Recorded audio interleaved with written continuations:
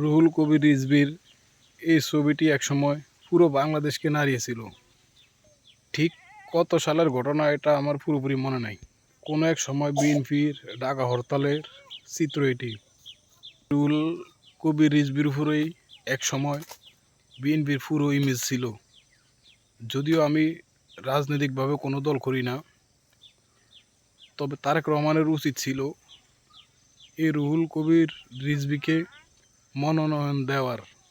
মানুষ বলতেই ভুল, মানুষের ভুল ত্রুটি থাকতে পারে। এর চাইতে বেশি ভুল করেও বিএনপিতে অনেক নেতাকর্মী এখনও টিকে আছে। তারেক রহমানের উচিত ছিল ওনাকে বুঝিয়ে শুনিয়ে মনোনয়ন দেওয়ার।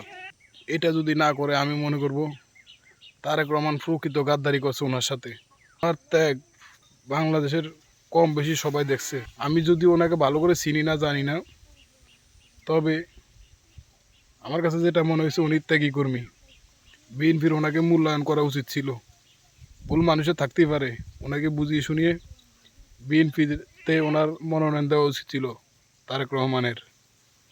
আওয়ামী লীগের বড় বড় নেতাকর্মীরা বিএনপিতে মনোনয়ন পায়, অথচ থেকেই নেতারা বিএনপিতে কোনো মূল্যায়ন পায় না, যেটা বিএনপিকে শেষ করে দেওয়ার জন্য যথেষ্ট।